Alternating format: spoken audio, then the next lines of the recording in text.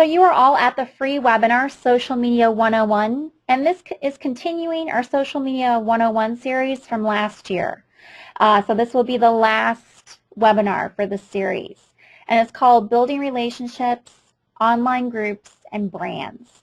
And this is being brought to you by Situated Research, which is my company, and my name is Michelle Ann Sherritt. I'm the VP and co-founder of the company. There's our phone number and also our website address so that you can go ahead if you haven't already and check out our company and email us if you have any questions or would like any of our services. So after the webinar today, this whole webinar will be recorded. So you will be able to view the webinar at your leisure whenever you want until we redo it again, which won't be for another year, unless different, we get different updates or whatever from the social media outlets we're going to talk about today. So this is it. So if you know people who couldn't attend today, give them the link to our website and they can go ahead and check out the recording. Write any questions during the webinar as you think of them. So before we started, I had people write if they could hear me and see the screen in their upper right-hand corner in the questions box. So that's where your questions are going to go today, folks. So any questions you have, type them in as you think of them, because when we get to Q&A at the end, that'll just be easier for us to go back through in case we have to look at slides to help answer any questions.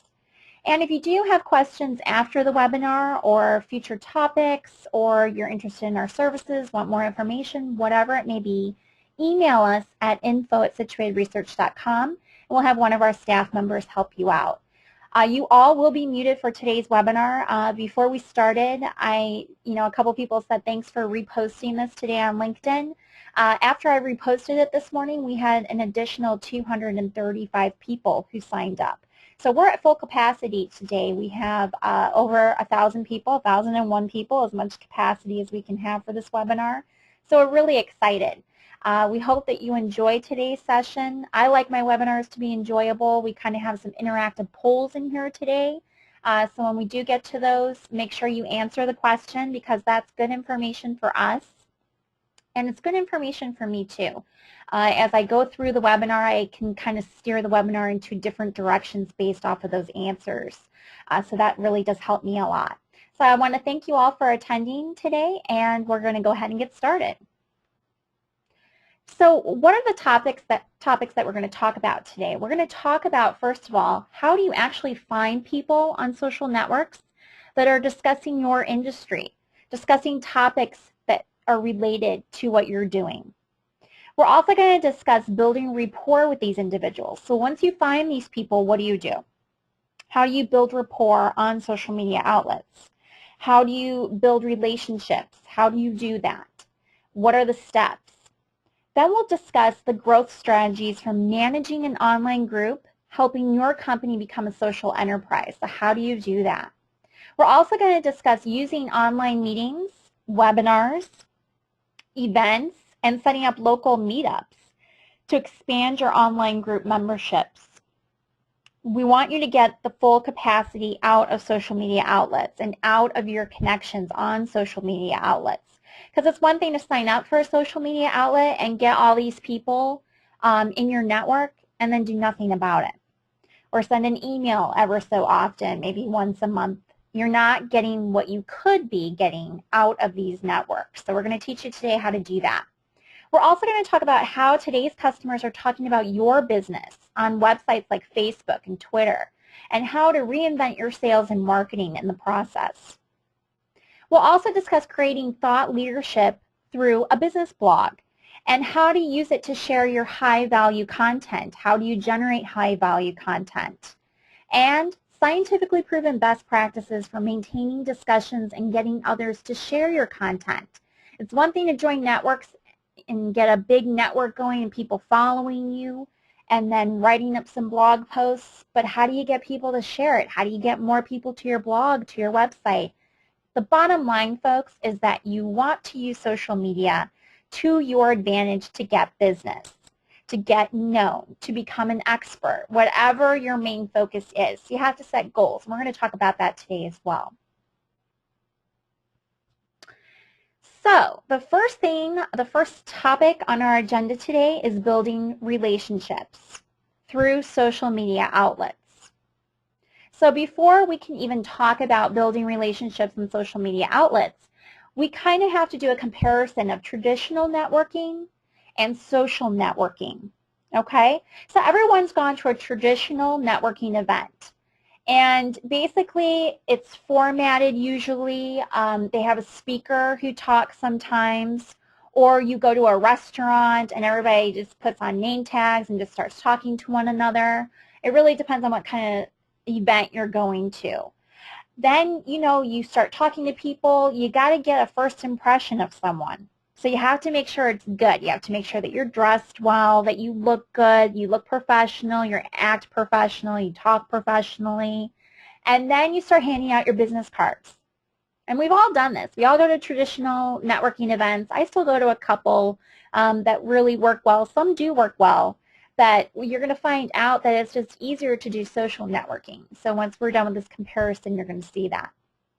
So you start handing out your business cards. Probably before you start doing that, if it's an evening event, you probably go to the bar and have a glass of wine or a beer or something to kind of get yourself to relax a little bit beforehand. I know I do this. My staff members do this. I know everyone does this. I watch people at networking events, and this is the behavior that I see. And so you start, networking, talking a little bit, handing out your business cards, and a lot of people think, oh, well, the more business cards I hand out, the more business I'm going to get back. And so the more that you go to these traditional networking events, you figure out that that's not the case at all. At all.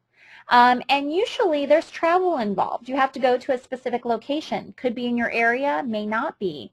It just really depends. And you really only get a couple minutes per person. Usually people's goals when they go to networking events is to hit as many people as they can, hand out as many business cards as they can, deliver their elevator speech to as many people as they can. And your elevator speech is just your 5-second, or 5-minute blurb about your company, what you do, what your services are, and see if it sparks something with the other person.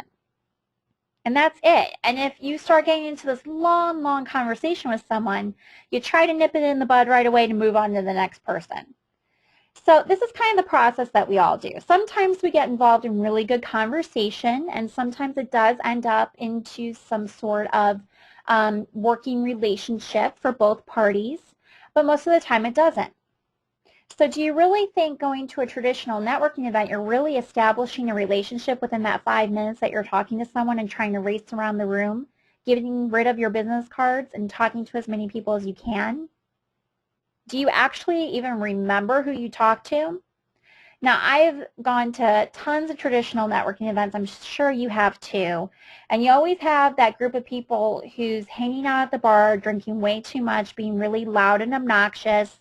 And people are coming to them because they want to hit everybody in the room. And those people aren't ever going to remember you. And even myself and my staff members, when we go to networking events, which is very rare now because we're all on social media, but when we do a networking event ourselves or we go to one, we never remember every single person that we talk to. We have a whole pile of business cards in our hand. I'm actually staring at a pile of business cards from one networking event a couple of weeks ago that's sitting on my desk that I've done nothing with because I don't remember who I talked to. Now, you'll have some people at networking events that start writing little notes on the back of the business cards. That's great, maybe to jog your memory. But as far as follow-up goes, this pile's been sitting on my desk for at least 3 weeks. And I've done nothing with it and probably won't because I don't remember who I spoke to. I'll probably file through and see if any of the, company names ring a bell to me. See, if anything jogs my memory, if a company name or services are listed on a card that might be of interest to us, I might contact them, but I don't remember all of these conversations. So that's a traditional networking event. Can they be effective? Of course they can. If you find the right people, you go to the right event. But I would say at least 80% of the time it's not. So how is that compared to social networking? With social networking, you have an online profile. So all your information, your whole elevator speech is on your profile. Your education's on there. Your work history is on there. Your current position's on there. A brief description of what you do is on there. The services that you offer are on there. All that information is on there for anyone to see. So you don't have to do that 5-minute elevator speech. You don't have to do it. You can skip it all together. Communication is very, very easy on social networking. You send an email. You send a message. You send an email through your LinkedIn account. You send a status message. You share a file. You can subscribe to as many networks as you want. And guess what? You don't have to leave your office. Wow. We can actually network and not have to go anywhere and build good connections on the internet through social media outlets. And you guys are probably saying, those of you who haven't done it yet, how the heck do you accomplish that? Just by sitting at your desk on your computer. Well, today's webinar is going to help you with that. You're always in contact with these people, and you can track it through your social media outlets, which is great. You always have their contact information. You always have the notes from your conversation. You have saved emails. It's great. You get to join tons and tons of groups that you otherwise probably wouldn't know about if you were just doing traditional networking and attending events, unless someone told you about a group. There's intellectual equals in the groups that you belong to. So you only belong to, what this means is that you only belong to groups that interest you, that are within your industry, that you can help and assist and they can help you. So instead of going to a traditional networking event where a carpenter is there and he starts talking to me about carpentry and I'm like, oh, that's great. But we're a web design and usability company, and so that really, we really don't have any need for that. How do you nicely say, oh, well, that's great. I'm happy for you. What a great business you've established. Do you need help with social media? I mean, where do you go with that? Do you have a website? Yeah, I don't really need carpentry work. So then you start sounding like you're just trying to sell your services to them because they have nothing in return to give to you. So you get into that. So at least on social networking, you're in groups that you're interested in. And follow-up is easy. You just simply click on their name and write a message to them or send them an email. It's very quick and fast. So before you do any type of social networking, you want to set goals. And the first goal is, what do you want to build? What do you want to build by joining social networks? And your answer should be, you want to build relationships, you want to build leads. Then you have to know how to work it. So how are you going to work these groups? How are you going to work those relationships that you build? How are you going to work your business leads? And then finally, how are you going to follow up? How are you going to get these people to gain trust in you? How are you going to lead nurture these leads? And in turn, get these into sales for your company. So you have to set goals. Write it out. Whatever you have to do. I have a Post-it on my wall that has all of our goals for Situated Research, and I make sure that our whole social media team has a copy of it, and we stick to it. So do it for your business too. It works. So the first tip of the day is lead nurturing. What a concept to actually give something and possibly get something in return. I had a company when we first started, which was in 2008, that came to us that wanted to start on their marketing and get the word out about their business, and then we built them a website and so on and so forth. And they didn't want to give anything. They didn't want to give free quotes. They didn't want to give free information. They wrote articles and papers, and they didn't want to hand it out. And I was like, well, why do all this? You're not lead nurturing. You're not getting people interested in what you're doing, what your company's all about. And I said, it's kind of like fishing. I said, you put bait on your hook, you put it out there, you dangle it a little bit, you kind of put it in front of the fish, pull your line back, and finally, the fish will bite.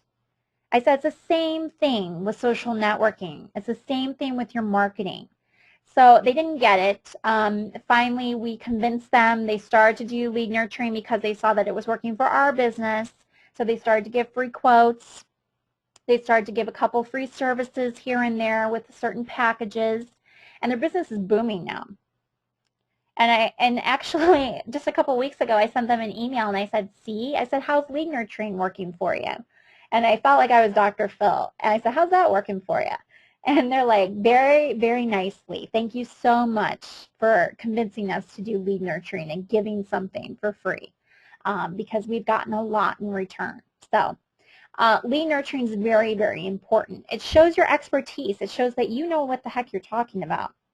It helps you to become an expert on social media, and it helps others. I don't know about you, but as myself, being a business owner, I want to help people as much as possible.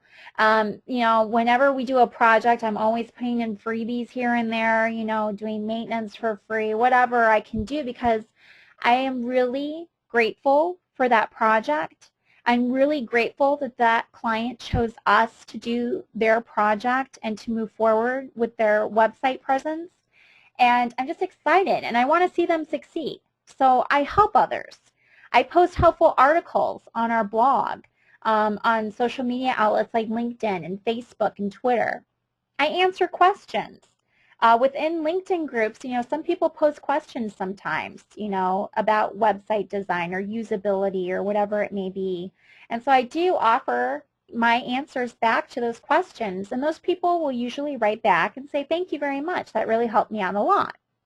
And then down the road, 6 or 8 months down the road, they might be like, oh, well, you know, we're looking to redesign our website. What was the name of that company that answered that question for me a couple months ago? They could just go back into their account, see the post that I posted, because it'll still be there, and then they can click on my name, because I always hyperlink my name to the website, and then they can contact us. You can't do that through traditional networking unless you keep track of it and really use Salesforce a lot. The other thing with lead nurturing is that you don't want to promote yourself. You just don't want to join a bunch of social networks and start promoting yourself and saying, these are the services that I offer, you need my help, blah, blah, blah, and trying to get people's money. That's not the way to do it. You have to do lead nurturing. And this is how you build a relationship online and you gain trust. You just have to do it. So this is just a screenshot of a post that I put on one of our groups on usability tips for websites. And so you don't have to read the whole thing, but basically what it does is it shows my expertise, it shows Situated Research's expertise, and it poses some questions to start a discussion. And I didn't write this content. I got it from usability.gov website. And so we're going to get into this when we get into the blog portion of the webinar today close to the end. But you always want to give credit. If you find an article on a topic that interests you and you know would interest a group that you're in, post it. But, of course, give people credit, put the link to their website to it. On LinkedIn, you don't have to ask them for permission to post it because you're sharing content. That's what LinkedIn's all about. But later on, we're going to talk about posting things from other people onto your personal blog, onto your company blog, and you do need permission for that. And we'll go into that a little bit later. But this post here generated over 345 responses. And we gained a lot of business from me just finding this article on usability.gov, showing that I know how to research, I'm good within the industry, I know what I'm talking about, I'm an expert within the industry, and I have content that I can share with people. And 345 responses. That was incredible, and that was just one post. Tip number 2 is you want to be active and participate. So some people say, well, how much time does this take every day? I spend 15 minutes a day. Actually, I spend less than that now that I think about it. We're actually using a program now called Hootsuite, H-O-O-T, and then Suite. And it actually will, you put in the posts that you want to put. So like this morning for the webinar, I said it's your last chance to sign up for today's webinar on social media, building relationships, online groups, and brands. And then I said, here's the link, sign up now. And you can then click the groups that gets posted to, and then click send. And it sends it to all the groups, sends it to your Facebook account, sends it to your Twitter account, posts on your status messages, whatever groups you have linked up to your account with Hootsuite. So that took me, I don't know, how long did, I mean, I copied and pasted the title of the webinar from the website and then the link, and then I clicked on the groups, so maybe 2 minutes.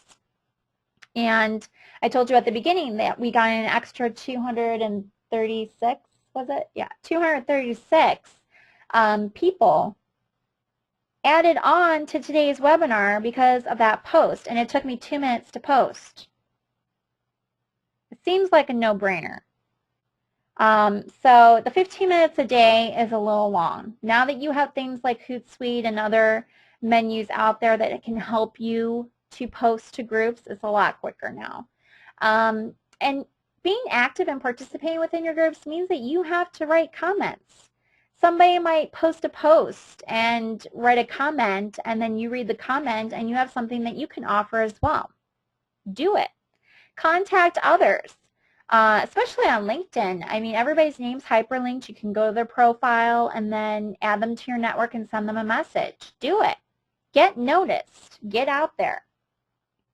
The big thing here, this is a post that we put up, and I just said I thought you'd enjoy some recent articles geared towards staying up to date on LinkedIn strategies. And then I said, here are some of the recent article posts. Here's the titles. Here's the link. And so this got a lot of traffic as well. So you just have to make sure that your posts are interesting. We're going to go through exactly what to post later on. Tip number 3, if you take anything away from this webinar, is do not spam. Okay? People don't want to see your post 50 times a day. People don't want to see your post 50 times a week. The only thing that we do here at Situated Research is whenever we have a webinar, we always announce it a week and a half before.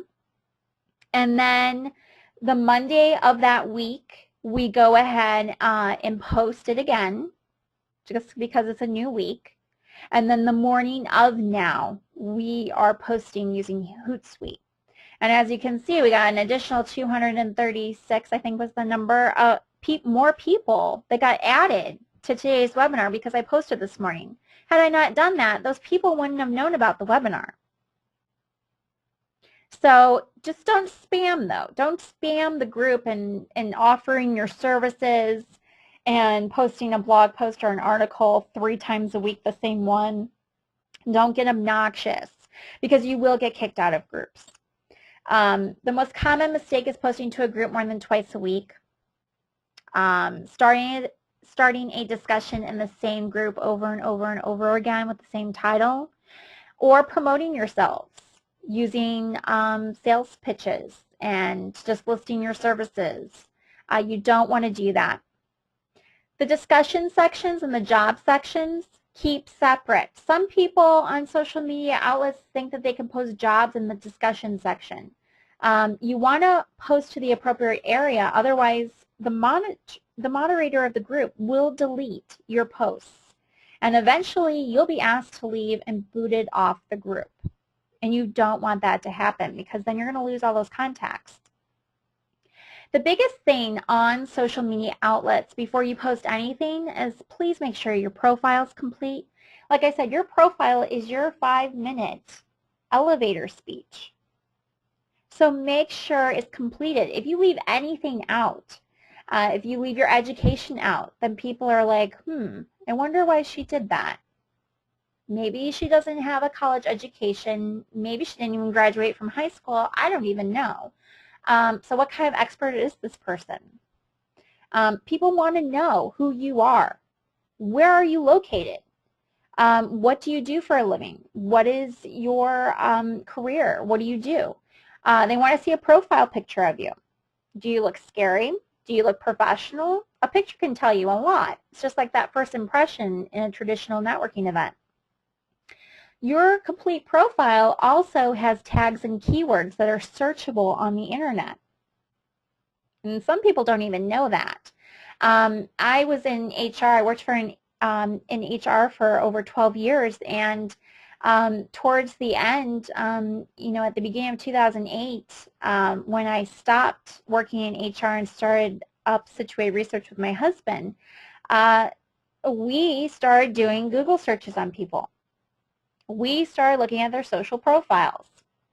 Those tags and keywords are very important. So you want to make sure if someone Googles you that the correct information comes up. So make sure that your profiles are complete. Make sure that your contact information is up to date because you want to be contacted.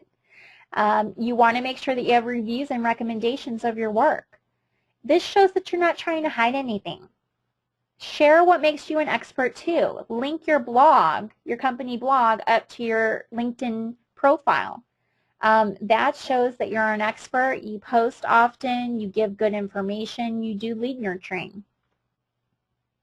So this is just my summary off of my LinkedIn profile account. So you can see, a little bit about what I do, my specialties, and, you can get a good picture of me and what I offer and what my company does.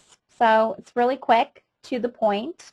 And you can just log into your LinkedIn account and look me up, and you can read this on your own time. The next tip is to have fun. I talk to a lot of executives at companies that say, okay, Michelle, I just don't have the time to do this, and I don't have the staff to do it, and this just doesn't seem like something that I need to do or want to do. So as soon as I get them to know the value and learn the value in doing all of this, then they say, well, this doesn't sound like any fun. It is. It should be a lot of fun. Going on social networks and networking with people and contributing and helping others should be fun. So make sure that you start with people you know. Start with friends. Start with family. Tell them what you're selling. Tell them what you're doing. Show your knowledge. Share interesting information. Try to build valuable relationships, especially with using LinkedIn. LinkedIn's great because it's kind of like the pyramid effect. I know one person, and that one person knows 40 people. And out of those 40 people, maybe 15 people are related to my industry that I can contact and add to my network. And it just goes on and on and on from there. That's how you build your network. So keep everything interesting, because if you keep things interesting, you post often, and you get interest into your company, your industry, into you're going to build your network even faster. And that's fun. You want to do that. So building connections is tip number 6. Your main goal is to increase your network. So the pyramid effect, like I said, one person knows 3 people, those 3 people know 10 people, and so on. Ask questions. When we ask questions, we do polls now on LinkedIn and surveys. A lot of people get really interested in what we're asking, they contribute, and they keep talking with us. The conversation continues offline most of the time. They end up calling us, and we have a phone conversation. If they're local, we'll meet for coffee. So it does sometimes turn into a face-to-face if they're local. And get help if you need it. LinkedIn has a great help desk option. Contact a company that's good with social media like us. And get some assistance, ask some questions. The next tip that I have for you today is low-cost marketing. Okay, how much lower of a cost can you get than by sitting at your desk, not traveling, not spending money to be on these social media outlets because they're all free? It's so easy. This is the best way to do marketing. You're emailing, you're sending your website, you're sending people to your website, you're gaining traffic. You're keeping your website constantly updated so that people who do end up coming, all that traffic has good current information. Social networking is a tool, and you just have to learn how to use it because it enhances your reputation and the product that you're selling and your company. So the benefits are you're increasing your network and your connections big time, rather than going to a traditional networking event. How much are you increasing your network by doing that? Your online reputation is huge. It's just like my husband and I, we used to live in Hawaii, and everyone in Hawaii, we lived on Oahu, and everyone says everyone knows everybody. So once you do something, everyone knows about it. Word spreads like crazy. And it is true. It does.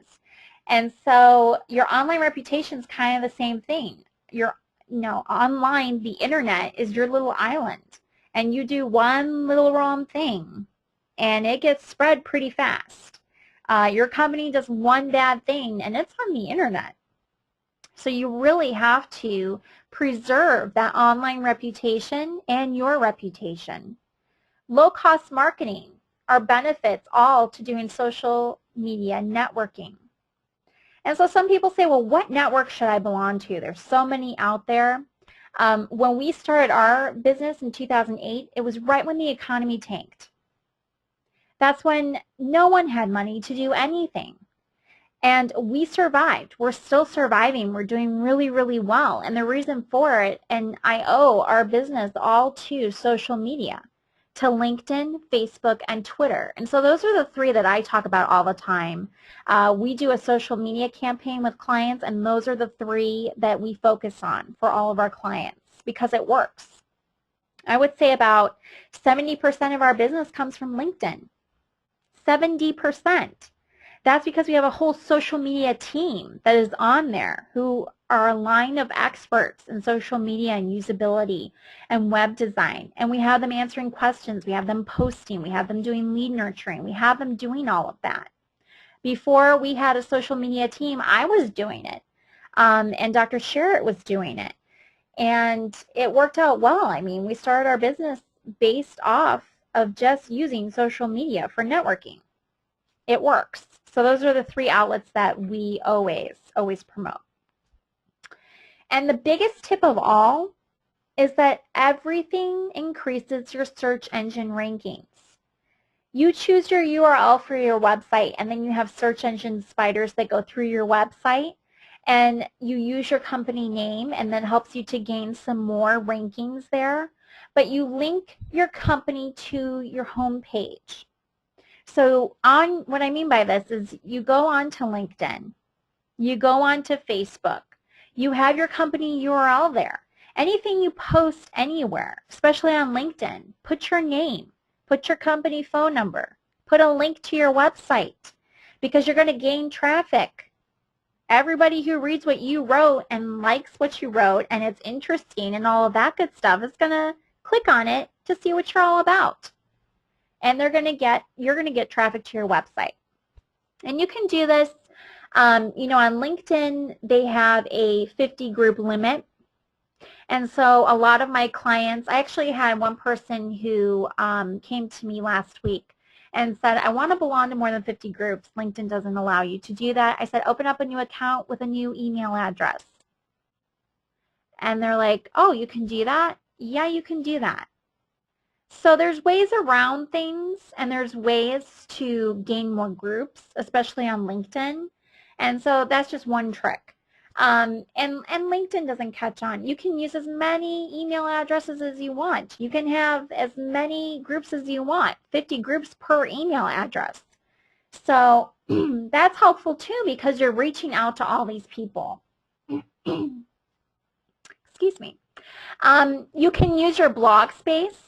So on your blog, you are getting keywords, using keywords within your blog posts, which are search engine optimized. So you're going to get those keywords coming up when people search for you or search for those keywords on the internet. Your blog posts are going to come up.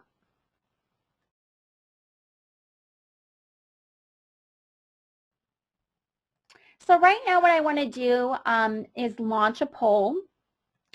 And so I want to know, how many social networks do you belong to today? Is it 1? Is it 2? Is it 3 to 4? Or is it 5 or more? And so be honest, and I want everyone to choose an answer, and then we'll go ahead and move on. And again, these polls help me to kind of steer the rest of the webinar and what I'm going to go more into and what I'm not. So I have about half of you who have answered the question. As soon as I get almost everybody, there we go. Okay, I'll go ahead and close it. So about 68% of you say 3 to 4. Okay, so so that's good. You belong to a couple social networks. Only 8% of you belong to one, 15% of you belong to 2, and 12% belong to 5 or more. Okay, that's great. Thank you for answering that. We'll get back to that in just a moment.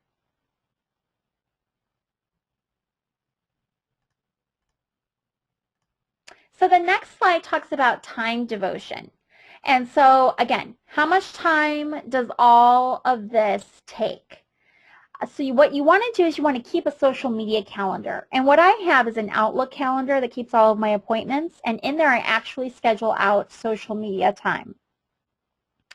Now with Hootsuite, I'm able to not have to really do that anymore. I still do put a task in the morning to post whatever I need to post, but it's not taking as much time as it used to. So definitely check that tool out. It's great. So make sure that you mark your calendar. You can even set up face-to-face meetings. So any connections that you make during the week, like I said, if people are local, set up those face-to-face meetings.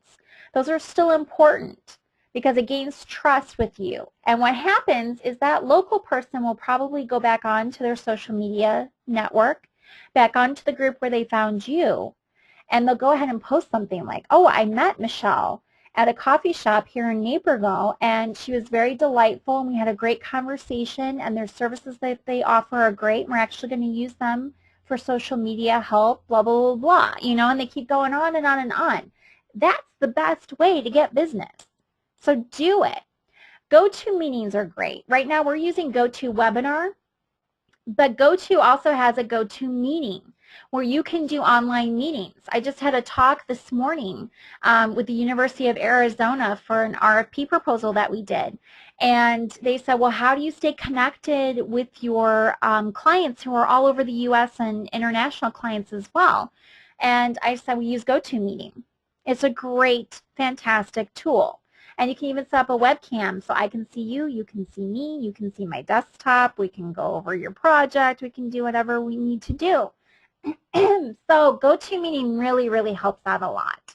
And just remember that in your time, when you're setting aside this time, that you give yourself enough time. When you're new to it, you're going to need a lot more time than someone who's been doing it for a couple years.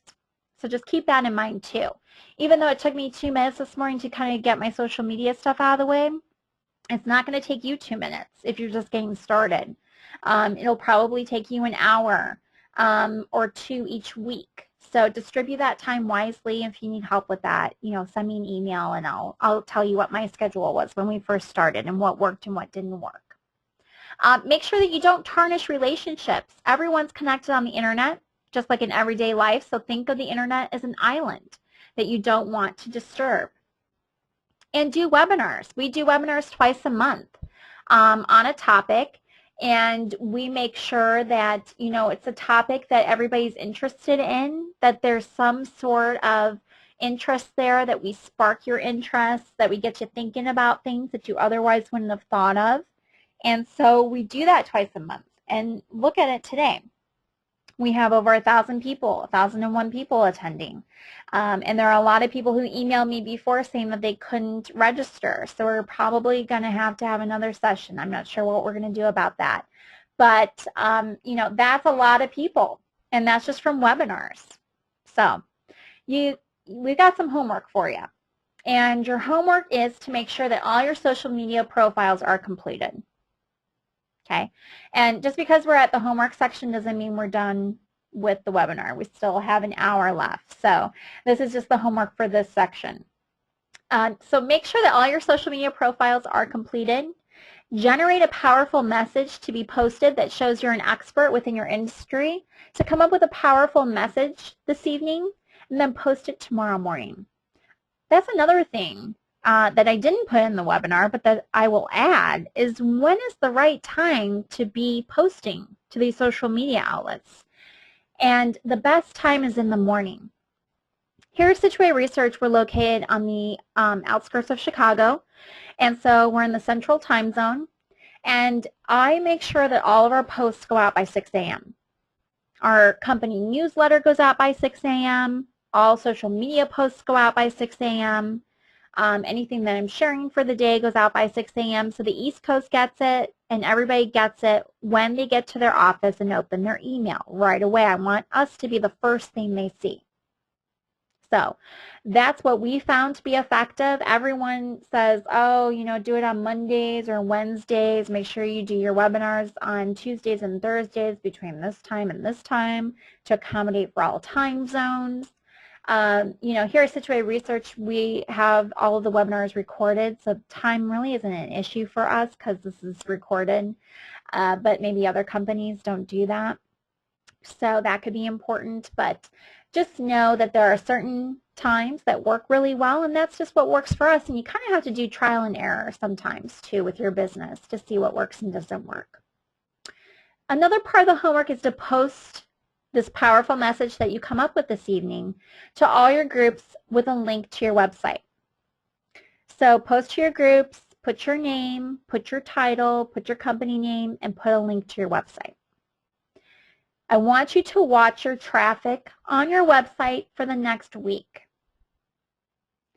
And you can do that either by using Google Analytics, or maybe you have a counter on your website, and watch the traffic. Watch how much it increases just by posting a simple, powerful message. Make sure that your message, if anyone comments, that you write a comment back, that you answer all questions, because you're going to start generating leads that way. It's going to work very quickly and fast, and you're going to be surprised and shocked at first and maybe a little overwhelmed, and then you'll get the hang of it.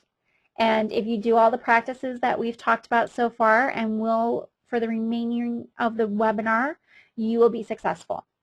So this is your homework. Try it out. Just test it out. This is an easy little test. Post a little message that's powerful. Put your name and your website, and watch your traffic on your website increase. So now let's talk about online groups.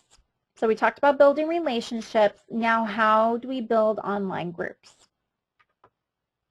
First of all, you have to think about, where am I going to do this? Like I said, here at Situate Research, we're big on LinkedIn, Facebook, and Twitter. And so I'm going to talk about LinkedIn. LinkedIn is the best place to start groups because it's a great professional network. You get to connect with other professionals. It's easy to use. You make a lot more connections through people you know by using the pyramid effect. If you go to your profile and go to the right-hand side of your profile, you can see all your connections and where they came from. And it's easy to follow up. You can send email within LinkedIn as well. So LinkedIn really, really works well. So some people say, well, okay, I belong to a ton of groups, and now you're talking about making my own group on LinkedIn. Okay, well, making your own group on LinkedIn can sound a little overwhelming. Okay, there are groups on there that have tens of thousands of members.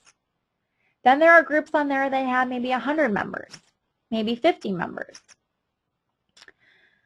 So you're saying, Michelle, why do you want me to start my own group? Well, I'm going to tell you why. I'm going to go through the next couple slides with you, and you're going to understand why. The first thing is reputation. Reputation is huge. You want to associate your company name with that group. And it helps you to establish expert status. It gets you more contacts by expanding your social network even more. And here at Situate Research, we started a lot of groups on LinkedIn. First, we started with the Naperville Business Network, and then we added 4 other groups. And through all of that, there was a gentleman on there that has a local group called Western Suburbs Networking Group. And he wanted to not be the owner of the group anymore. So he was looking for someone who would qualify, that could run the group he could give over ownership to. And he chose us. He chose me. So now I'm the owner of Western Suburbs Networking Group. And so that was all through the last 4 years of social networking and building up my reputation on LinkedIn, on social media outlets. This guy has been following me forever. And so it was great. It was a great feeling of accomplishment. Yes, did it take a long time? Sure. But he was ready to hand over the reins, and now I have that group.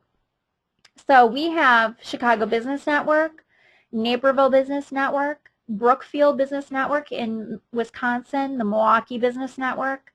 We have the Oak Brook Business Network. We have Situated Research is actually a usability group that we started to discuss usability only. And then the two little hands in the middle, that's our Western Suburbs Networking group now that we own. So we're the owners of all of these groups. So what does that do for us? Well, guess what? You know, the Chicago and Brookfield and Milwaukee and Oak Brook groups aren't that big yet because they just started at the end of last year. But the Naperville Business Networking group and the Western Suburbs group is growing like crazy. The Naperville Business Network, I'm going to show you later on a little chart, but I'm going to show you how many posts we posted, what we posted, what the results were, how many people we got to connect to that group, how many new members we got. I'm going to show you all the statistics in a few slides from here. So when you start your group, you need to brainstorm. You need to think about a topic. What is this whole group going to be about? What keywords are you going to use? Because remember, you're searchable on the internet. What's the interest of the group? What kind of people do you want to draw into the group? What's the focus? What's the company focus? You have to come up with a name for your new group. You have to take some time to think about it. It's just like coming up with a business name. It took you some time to think about that. What will your group discuss? And how much time will you have to devote to this group? Is it worth it to you? Well, you'll be able to answer that in just a few more slides. So the decision, yes, you want to start your own group or no. So if you do start your own group, you get a bigger network of people. You have control over that group. You have control over what's posted, what's not posted, what you want, what direction you want to steer the group towards. You get to share your expertise. You get to post whenever you want. You get to get known ASAP right away. You get to plan events easily. You get to gain respect faster, and you in turn gain business quicker. And I'm going to show you the chart later on so that you can see how fast that grows. And if you say no, starting my own group just probably isn't beneficial to me, well, to that I give you a sad face. I give you a sad face because you don't even want to try. You don't want to grow your social media network. And therefore, if your answer is no, you really shouldn't be attending these types of webinars, because the whole purpose is to grow your network. It is to establish those relationships, get leads, get traffic to your website, and in turn get sales. So what is your group going to discuss? Make sure it's interesting topics. You're showing your knowledge and expertise, as we've talked about before. Share your ideas with others. Get their opinion. Ask questions. Then think about, who are you going to target? Can you keep the discussion going for months and months? Is the group on topic of something interesting? Are you going to do polls and surveys? Are you going to gather data from prospective clients to help you to sell your products and services? You can do all of this by having your own group. So people say, well, how do you get your group started? How do you get people to sign up? When we started the groups that you just saw, the Naperville Business Network and all the others, I was in the same boat 4 years ago. And I said, wow, you know, we started these groups, that's great, but how do we get the word out? And so you do it through advertising your new group everywhere. You do it on social networks you belong to already, like Facebook and Twitter, Yahoo groups, whatever you belong to. Social networks really help you to spread the word. And it's okay to advertise that you start a new group on a current group that you're on. There's another Naperville networking group on LinkedIn, and they have over 1,000 members. And so when we first started the group, I said, you know, we just started a new group. Here's the name of it. Here's the link. Here's a synopsis of what it's going to be about, what we're going to do. come join our group, blah, blah, blah, if you, just want to network and not talk about these other topics that this group was talking about. And so we had a lot of people come to our group as well. They didn't necessarily leave the current group. They belong to both groups. So you can do that. So go to groups that you belong to within LinkedIn. Post status messages, post the links, tell people outside of your social network. Twitter is a great place, and that's fast and easy. So once you start the group, the first thing that you want to post is an introduction. It kind of gets the ball rolling. Introduces you as the group owner. You can introduce moderators if you're going to have those. And so it just starts the discussion with members and gets them to post something. So I said, hello, thank you for joining the Usability and User Experience group on LinkedIn. The best way to get started is to go to the featured discussion group introductions and introduce yourself. Then I said, welcome to the group, good luck in all your endeavors, and feel free to link in with me if you'd like. And I gave my name, my title, the company name, and our website address. So what is this going to do for the group? It's going to get the discussion going. It's going to inform your members about backgrounds, expertise levels, knowledge, personalities, and it's going to inform other members. So you're going to start building your network. You're going to start to get people to subscribe, to be members. Make sure that you respond. People are going to write back and give their introduction. So say, hello everyone, thank you for introducing yourselves. We're really excited about starting this group. Feel free to start discussions, post announcements, share news, whatever you want to do. Just something like this just to welcome them again, to know that you're alive, that there really is a live person connected with this group. So get the conversation started. Don't always start, conversations don't always start on their own. So the group leader needs to start them. So you might have a whole ton of people that join the group and nothing happens. That's not good. So get the ball rolling. After the introduction, say, I want to get the conversation started is the title, and say, I want to get the conversation started within our new group. I wanted to know what is something in your home, office, car, computer, software, etc. that you use every day that drives you crazy. What about that thing makes you crazy?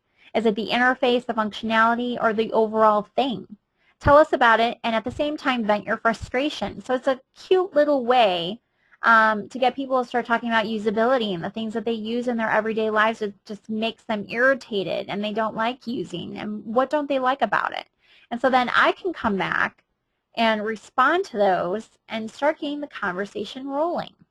So it's a great way for us to start building that group. You can also ask a familiar question.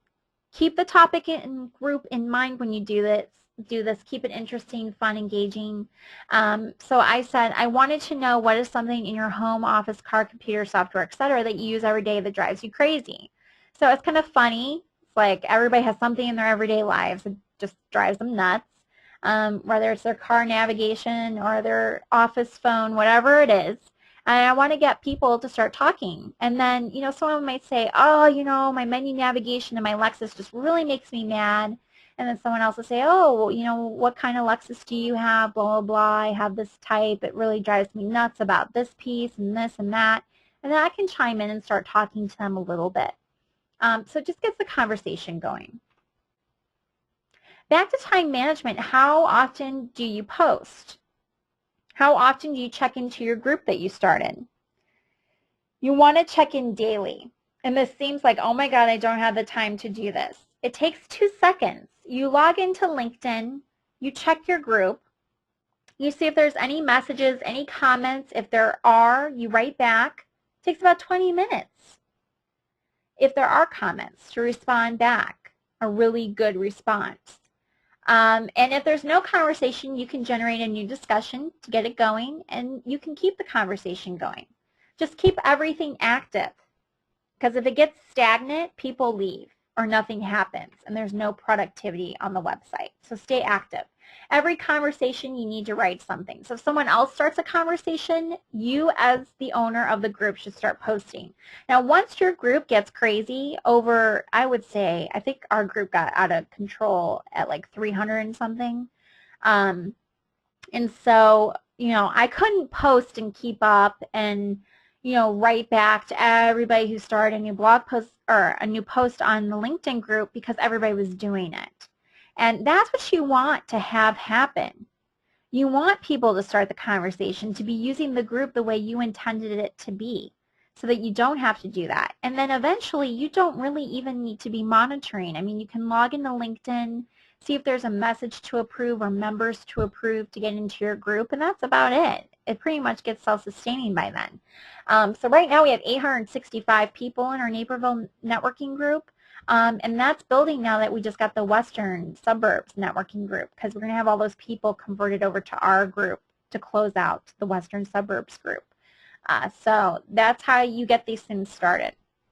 So keep the ongoing conversation, and you need to always write the last post. So if you write a discussion and start it and someone else posts and the discussion becomes stagnant and no one's responding back, you need to make sure that you're doing it.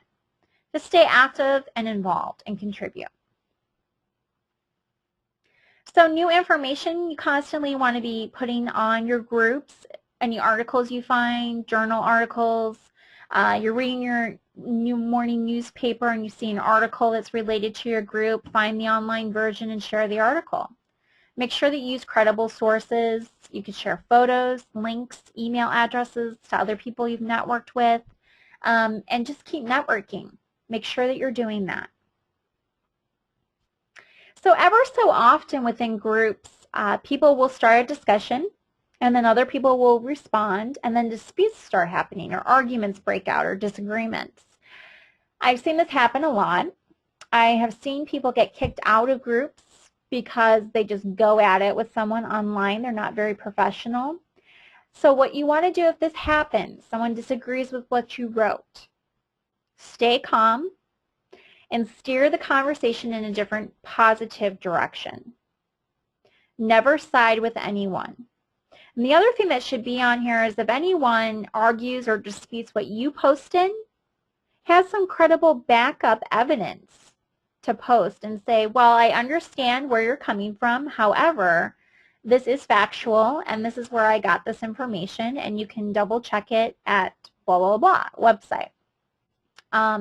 So you can do that, but if a breakout happens within your group of something that you didn't post, intervene very quickly into the conversation and just try to steer it in a positive direction. Never side with one side or the other. And if escalation keeps occurring, just ask the member to leave the group. And you can even go into your group settings and you can say, okay, this person cannot be a member anymore, and just unclick them as inactive. Now, managing the group, you have to set provisions. So you have to know, okay, I want new members. However, I want to approve them first. I want to check out their profiles first.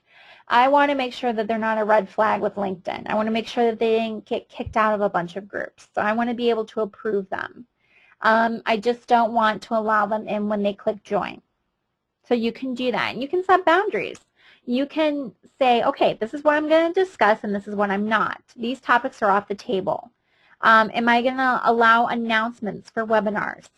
Am I going to allow self-promotion on my group?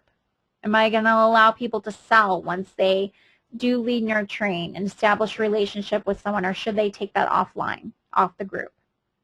So these are all rules and boundaries and provisions that you can put into the profile of your group, or you can post to the group and say, hey, this is the rules to the group, and you have to stick by them, and if you don't, I'm sorry, but you have to leave. I will let you know in the 4 years that I've been doing this, I have only had to kick out one person from the Naperville Business Network because the Naperville Business Network is for people in the Naperville area and the surrounding area.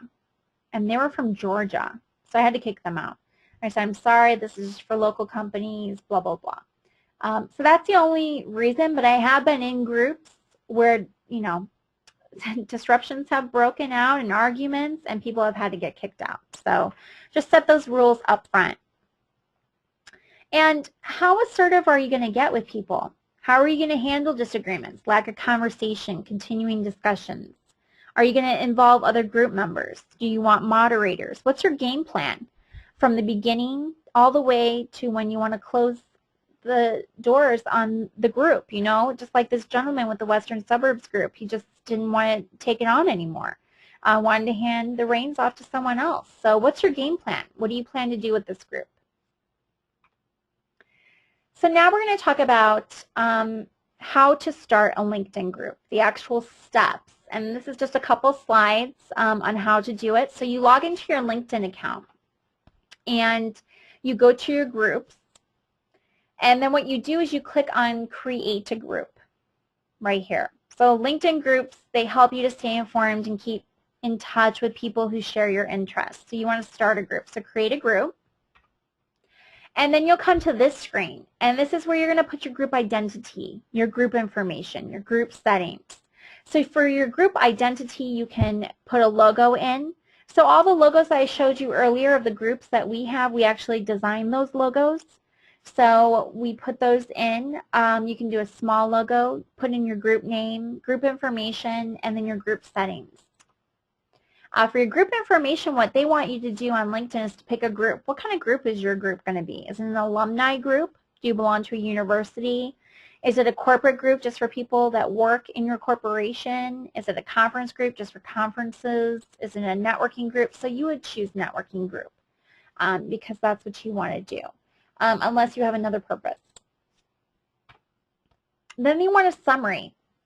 So they want to know more about your group. They want to know the purpose of the group. They want to know a summary that's going to appear in the group directory for all to see. You want to make sure that it's interesting and it grabs people's attention. Because like with the Naperville Business Networking group that we have, there are a couple hundred Naperville Business Networking groups out there. So if you go on LinkedIn and go to groups and click Naperville Networking groups, there's a ton that come up, but we're in the top 3 now, I believe, or top 4. It goes by how many members are in each group. And so we want to make sure that we stay interesting and that people keep continuing to become members of our group so we stay on that top of that list. Because if you join groups on LinkedIn and do any kind of search for industry or whatever keywords you're looking for, you normally choose the top 4. So we're in a good position right now. We want to stay there. So keep things interesting. Here's our summary for the Naperville Business Network. And so you just want to list your group goals. What is your intent to starting this group? What do you want your members to do? So basically we just said we started the Naperville Business Network to help local businesses get together without having to pay a membership fee, like joining a Chamber of Commerce. And we said we hope that this group will act as a forum for sharing ideas, solving problems, sharing info, and so on and so forth. So we make all of that known in our little summary about the group. And then you want to do a full-blown description. And you want to make sure that your description is well written, is interesting, informative, and it talks about your business.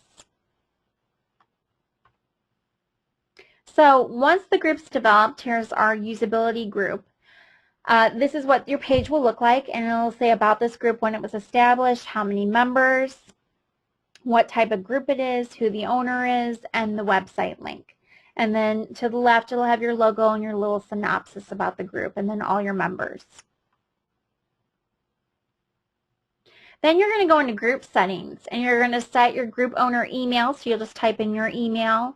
This is where messages will be posted, postings will be put, any follow-ups, any LinkedIn emails, so make sure it's a good email address.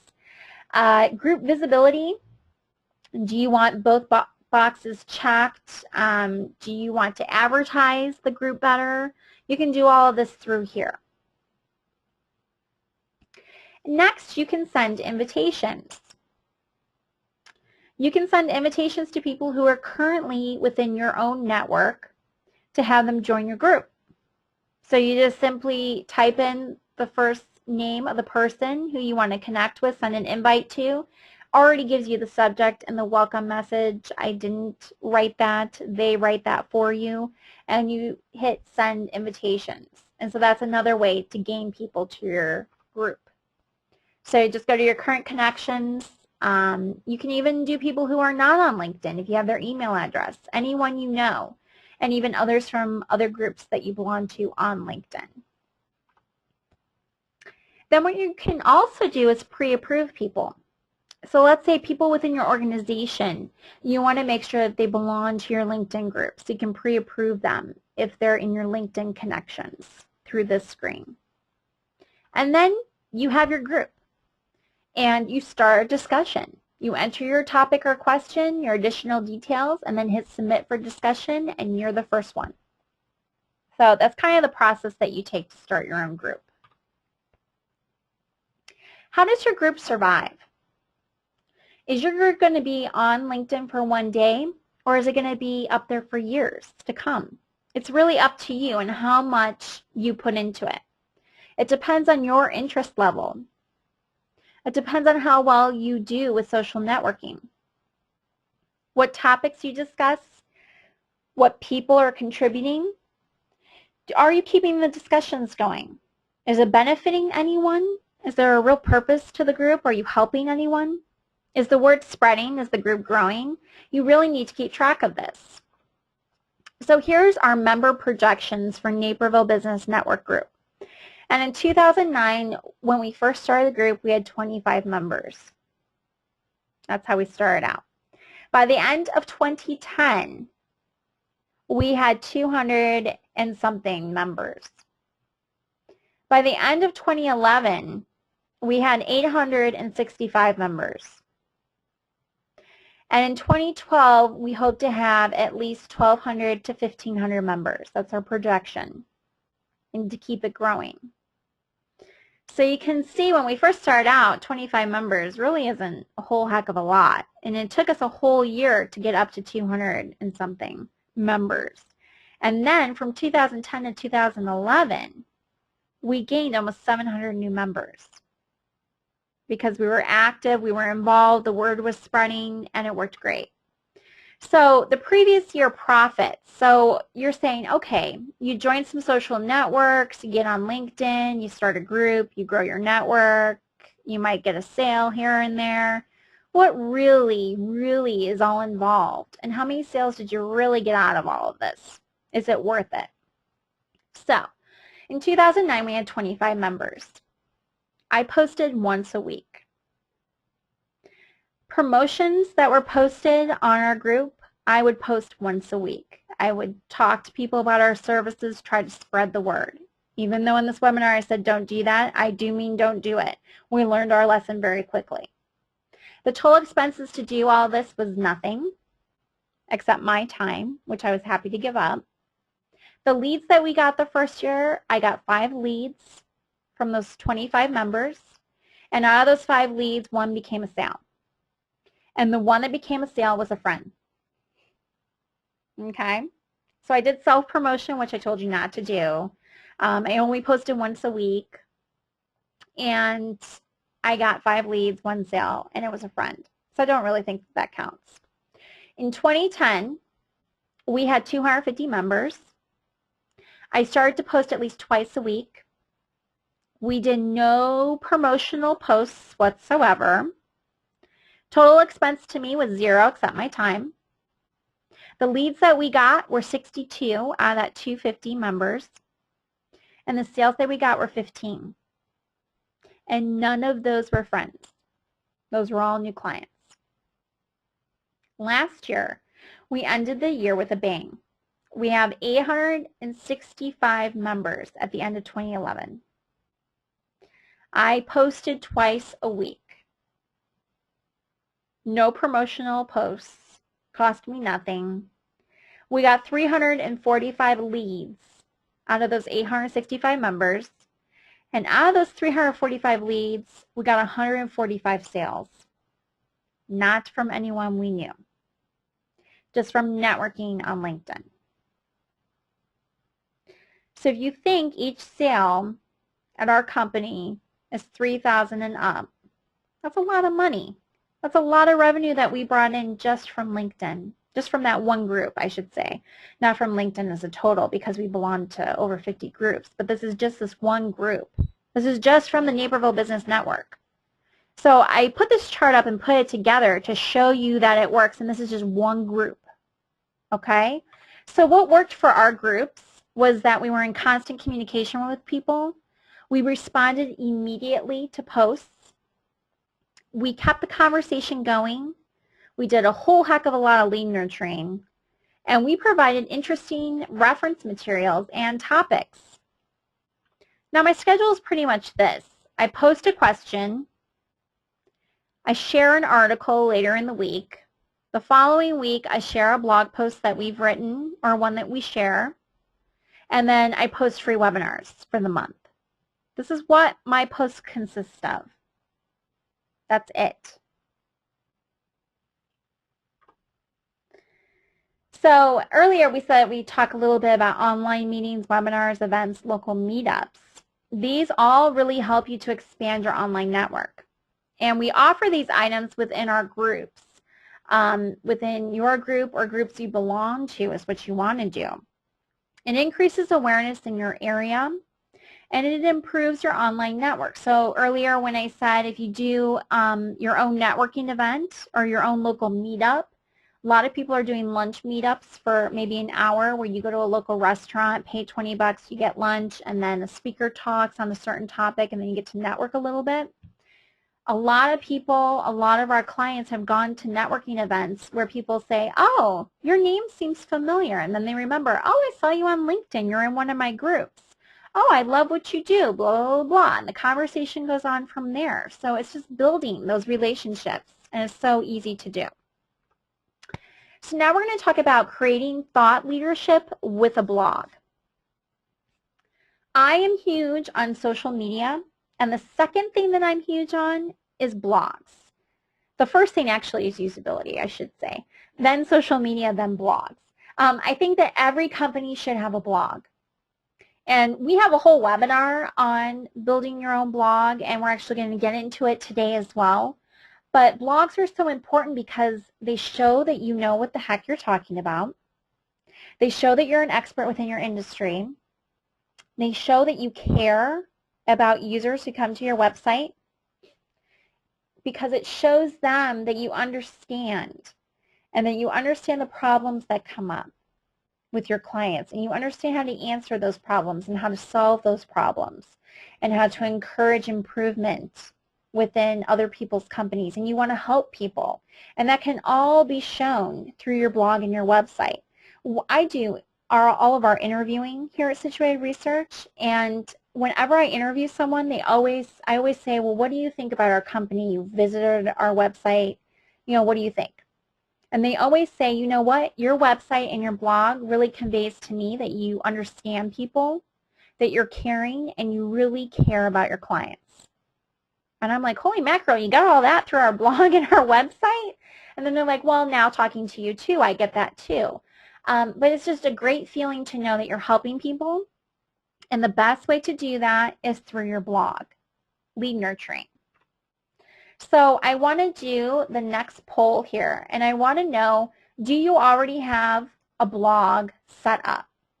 So click yes that you do, no that you don't. Maybe you're not even sure if your company has one or not, or you'd love to set up one, but you need help with it. And so you don't have to be scared to click on, I would love to set one up, but I need help with it, because we're not going to contact you about it, so don't worry. So 48% of you have voted, so we'll wait till we get some more people to vote here. Okay, so it's half and half really. A little less than half of you actually have a blog, and then the rest of you don't. So that's great information. Thank you.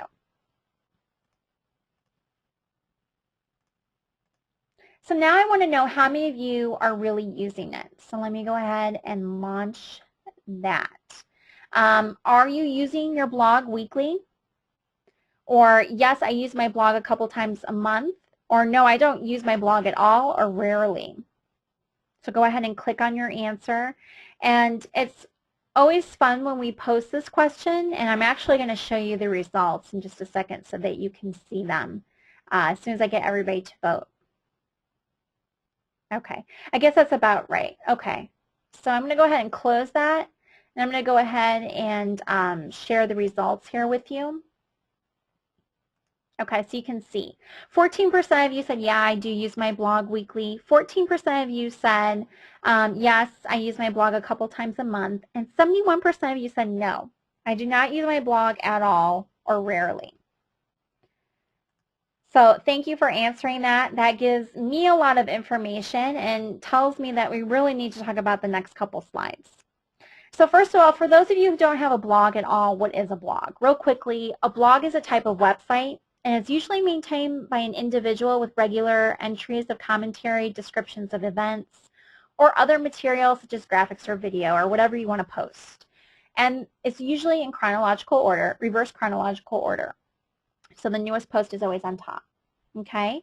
And a blog is a social network. You can do comments. You can do discussions after a post. You can share ideas, thoughts, and materials. And you can make it personal or for business purposes. So what do blogs do? Again, they provide news or commentary. They can be personal diaries if it's for personal use. And you can obtain text, images, videos, links to other blogs or websites. You can do interactive comments, and you can have subscribers that follow your blog. So types of blogs, there are personal blogs and corporate. For personal, that's like online diaries or commentaries on a subject. Maybe you reflect on your life, you share things. I know some some friends of ours that post their family updates on their family blog. But for our purposes, we're just talking about corporate.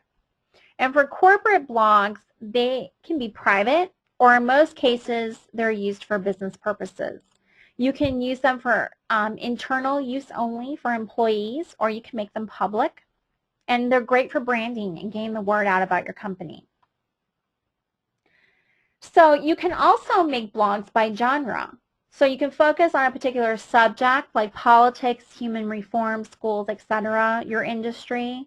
It can be by media type. So videos are called vlogs and links are called link logs. And there are many other types. But that's just a little story about blogs. So what are your options? One option is to use Blogger. And Blogger really is more for personal use, although we have seen some companies that use it. You can use WordPress. And so a lot of people say, well, which one should I use? Or some people say, well, there's a lot more blog platforms out there. Why are you only talking about these two? Because these two are really the only ones that work.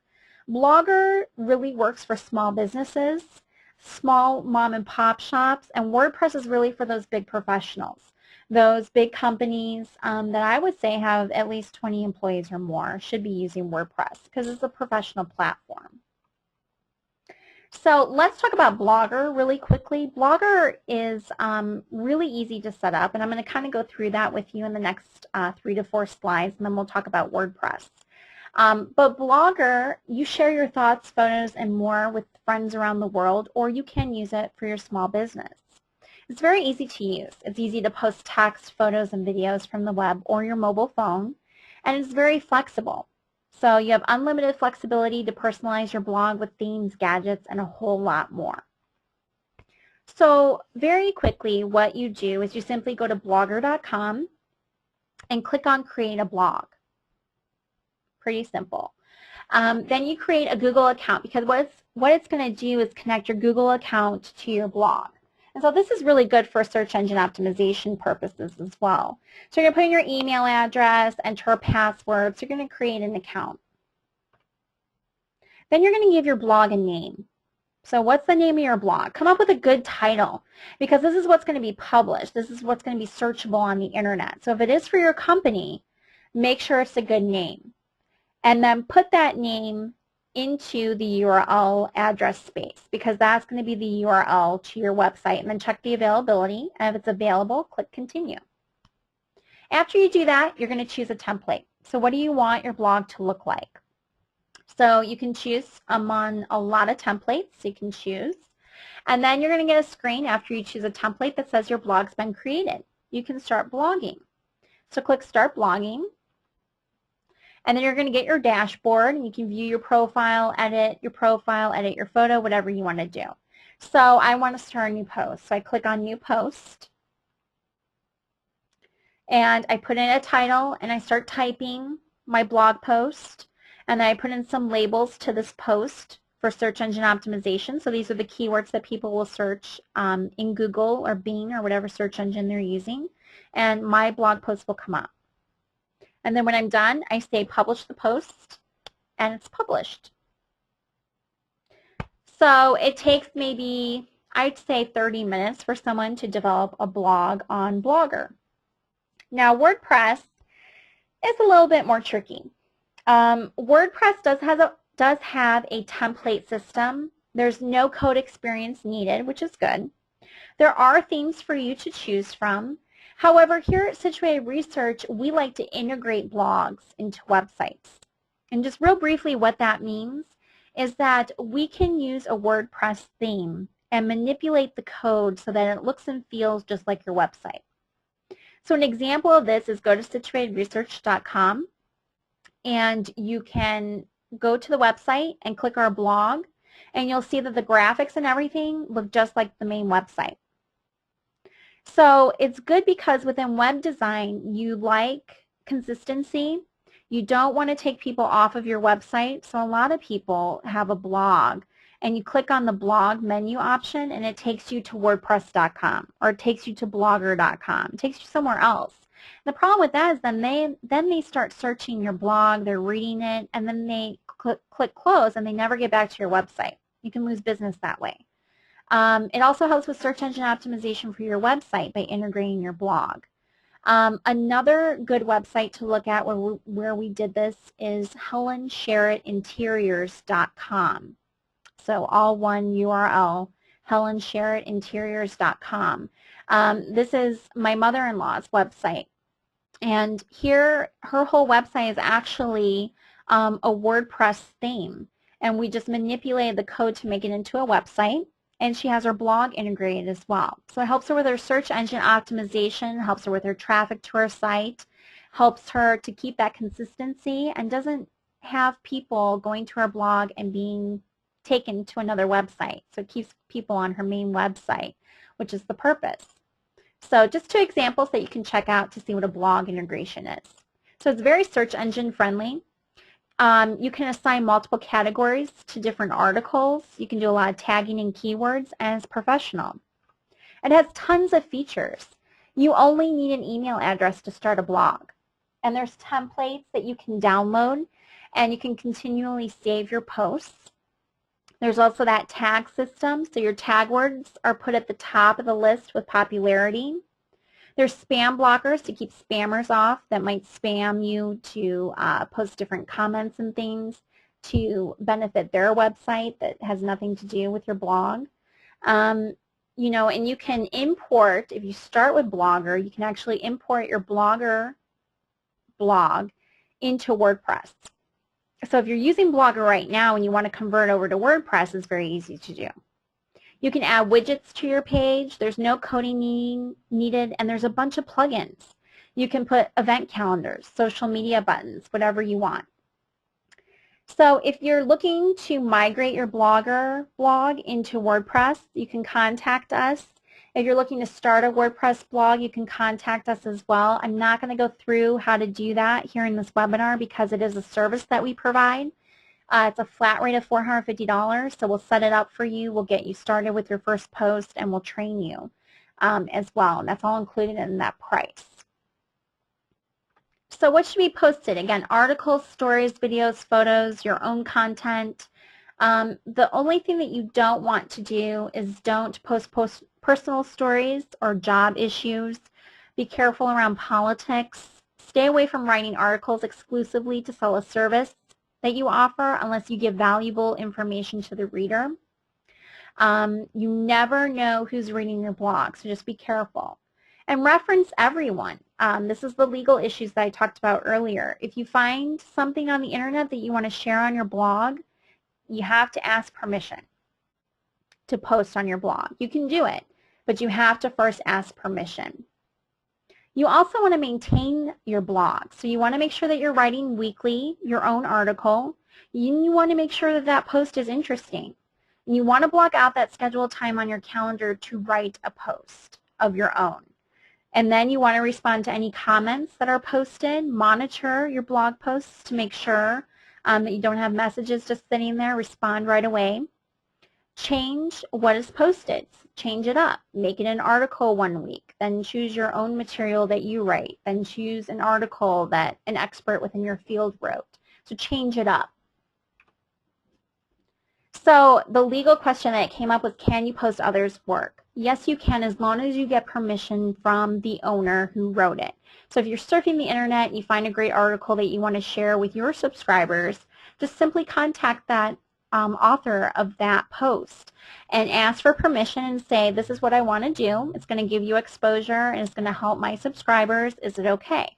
And then just save that email. And you can go ahead and do that and then post it to your blog and share it with everyone, and you're not only helping that person, but you're also helping your subscribers by giving them useful information that you researched. So that shows that you're an expert too, that you stay current within your industry. At the bottom, just make sure that you post a link back to the person's site to give them credit, and then ask to write an article for their blog on a certain topic in return. It gives you more exposure. You can also comment on other people's blogs and then put your name and URL to your website at the end of the post. So to just learn more about this on becoming an expert, go to our website and click on Becoming an Expert webinar and watch that recording. So blogs, how do people find your blog? They find it through status messages, announcing on your social networks, emailing people, contacts that you made on LinkedIn. People can do Google blog search, so you can go to blogsearch.google.com to search for certain topics within blogs. You can do WordPress.com tags, and you can change your settings so that the public can find you as well. Social media outlets are a great way to spread the word. So use your other outlets to get the word out. Use LinkedIn, use Twitter, use Facebook. Here at Situate Research, we have that social media campaign that we do. It's another service that we offer. And it's a flat rate of $3,200, and it's a 2-month program where we actually teach you how to use your social media outlets and how to post and what to post, and we write posts for you. We have our marketing department help with that. So if you want more info, just email me. Or if you don't have the cost for that in your budget, I know everybody's doing their budget this time of year, take our online 5-day class. It's $99 flat fee. You get access to 5 days worth of pre-recorded videos for a month that help you to build your social media campaign, help you to build your plan for moving forward. It goes through everything that you need to post, how to post, what to post, statistics, how to do your analytics for your social media outlets, and all of that good stuff for $99. So check out our website for more info on that. So the bottom line is that there are many benefits to blogging. It gets your personality out there, gets people to know you and your business, what you're all about. It gives your business exposure. You get to share your ideas and any thoughts that you have within your industry. And you get to make new connections. You might even make a friend or two. You might even make a couple clients. So what's the harm in that? As you saw from the chart, we gained a lot of clients through LinkedIn, and about half of those are probably from blog posts because they really gained a lot of knowledge through the blog posts and saw that we knew what we were talking about and we helped them. So the bottom line is to get business through doing all of these things that we talked about today. So now is the Q&A part of the webinar. So there are some of you that I do see that have questions, which are great. We're going to get to those in just a moment. What I'm going to do is give some people some time to kind of take things in and come up with some questions. And what I'll do is go through our contact information now. So again, our company is called Situate Research, and there's the URL to our website as well as the email address that you can email if you have any questions about today's webinar or any other topics that you want to talk to us about. There's our office number. You can give us a call as well. You can find us on Facebook, Twitter, LinkedIn, YouTube. We did start our YouTube channel at the end of last year, and all of the webinars are on YouTube as well as our website. So you can check that out, and then also visit our blog. We just actually posted an article last night on content management systems for websites, so it's an interesting article to share with people and to read on your own as well. So don't forget about that special for the WordPress blog setup assistance, the social media campaign that we talked about, as well as that social media course that will really help you to get started too. And then we also have an upcoming webinar schedule that you can check out as well.